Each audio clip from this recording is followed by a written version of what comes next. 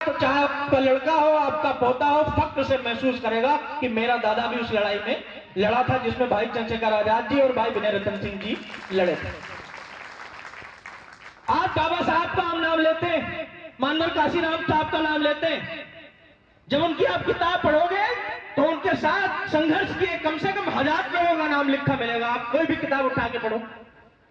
और अब यहां तो शायद उतने, अगर आज आप इन दो विभूतियों के साथ में संघर्ष किए, आने वाली नई पीढ़ी में आपका भी ऐसे कार्यक्रमों की फोटो लगेगा, भले वो आपके जिले में ही लगे, लेकिन इसको ईमानदारी से लड़ना पड़ेगा।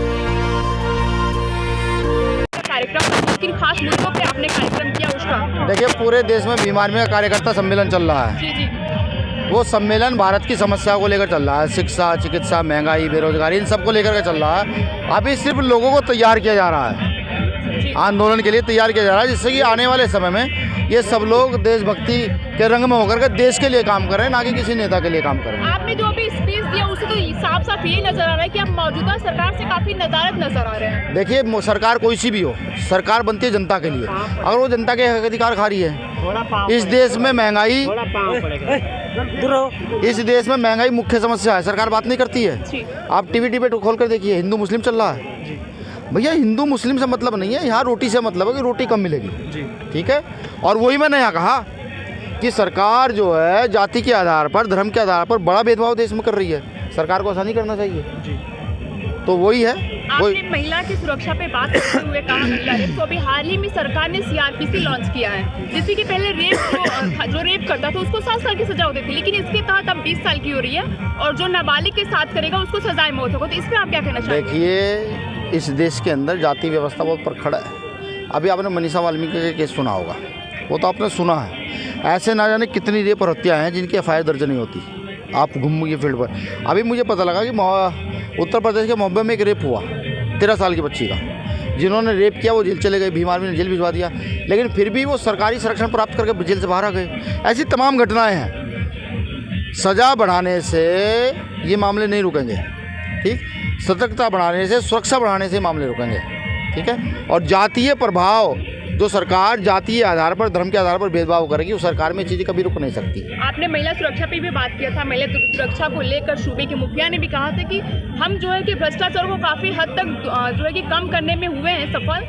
आज काशी की बेटियां भी जो है कि रात को 12 बजे तक बुलेट भी चला सकती हैं। अब ये मुझे लगता है कि ये ख्वाब वाब होगा, कोई सपना होगा, ये हकीकत ख्वाब ही तो है। आप बताइए कहाँ बेटियाँ बुलेट चला रही हैं? बेटियाँ सुरक्षित दिल्ली जैसी जगह में नहीं है ये तो। और यहाँ तो मैंने देखा आकर के बनारस में, चलिए छोड़िए, मैं नहीं कहूँगा, फिर ये कहा जाएगा कि भाई भीम आर्मी के लोग जो है ना वो आतंकवादी वाला काम करता है। अच्छा। मैं तो सिर्फ प्रधानमंत्री जी से ये कहूँगा कि जो आप कहते हैं कम से कम उस पर अमल कीजिए। ये आपका लोकसभा क्षेत्र है, यहाँ से आप जीत कर गए हैं, इस क्षेत्र का विकास कीजिए सही से। अगर इस क्षेत्र का विकास नहीं तो क्या है? और रही बेटी की सुरक्षा की बात, मैं तो भारत की हर बेटी से कहता हूँ, भारत की हर बेटी को लाइसेंस दिया जाना चाहिए पिस्टल का, और जो आंख निकाले धड़क नहीं सीधा। हर बेटी को लाइसेंस होना चाहिए, हर बेटी को जूडो कराटो की फ्री ट्रेनिंग होनी चाहिए सरकार की तरफ से, बिल्कुल होनी चाहिए। अपनी सुरक्षा बेटियां खुद करें, किसी सरकार के लालच में रही ना। जब वो खुद ताकतवर होंगी तो अपनी सुरक्षा कर पाएंगी। और आपके चैनल के माध्यम से एक गैर जिम्मेदाराना बयान भी देना चाहता हूँ। जिस बेटी को ये लगता हो कि उसको ज़्यादा परेशानी है, उसका शोषण ज़्यादा हो रहा है, तो भीम आर्मी के पास आए, भीम आर्मी में शामिल हो। भीम आर्मी ऐसे लोगों का इलाज करना जानती है। महिला आरक्षण बिल पे आप क्या कहना चाहेंगे? काफी स्माइल दे रहे हैं, मतलब खुश है उनकी सारा। नहीं, देखिए, महिलाओं के उत्थान के लिए कोई भी कार्य है वो अच्छी बात है। किन महिलाओं को आरक्षण मिलना चाहिए, बड़ा सवाल है।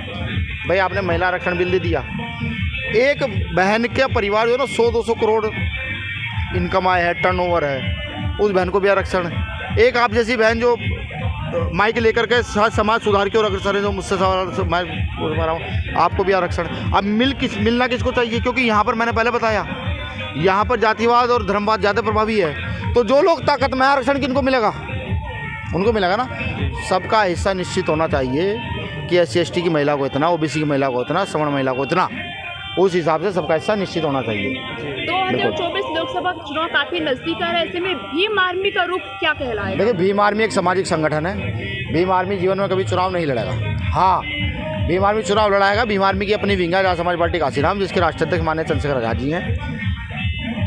और हमारे यहाँ लोकतंत्र, लोकतंत्र के तहत जो भी चीज़ें कमेटी तय करती है कि चुनाव लड़ा जाएगा नहीं लड़ा जाएगा, जो भी कुछ होगा आपको मीडिया के माध्यम से सूचित कर दिया जाएगा। 2024 का बदलाव देखने को मिल सकता है या नहीं? बदलाव होना चाहिए अगर यहाँ की जनता समझदार है। अच्छा, धन्यवाद।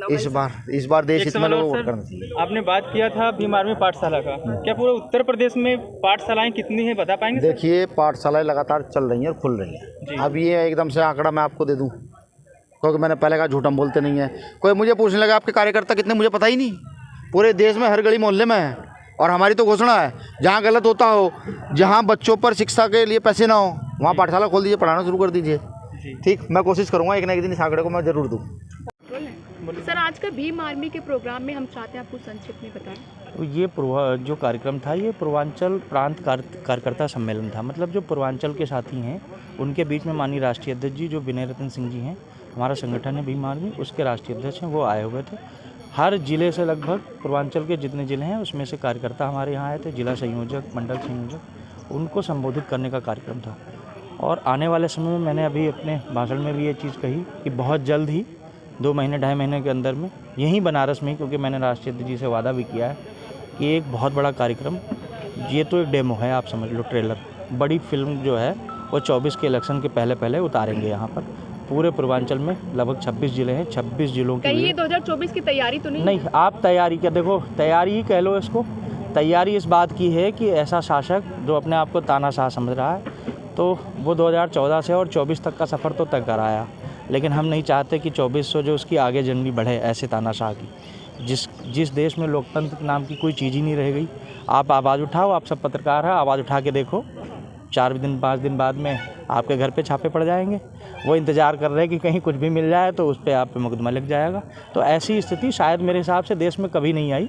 लोग कहते हैं इमरजेंसी लगी, लेकिन जो मैंने पढ़ा उस समय तो नहीं हम पैदा हुए, लेकिन मेरे हिसाब से उस इमरजेंसी से ज़्यादा खतरनाक ये दौर चल रहा है। भीम आर्मी का नाम लेते ही बहुत लोग बसपा का सोचते हैं, तो क्या बसपा से भी कुछ संगठन है क्या आपका? ना, भीम आर्मी मतलब भीम आर्मी मतलब भाई चंद्रशेखर आज़ाद, भाई विनय रतन सिंह, और भीम आर्मी का किसी भाजपा या किसी और राजनीतिक पार्टी से कोई मतलब नहीं, क्योंकि हमारी खुद की पार्टी है जिसका नाम है आज़ाद समाज पार्टी काशीराम।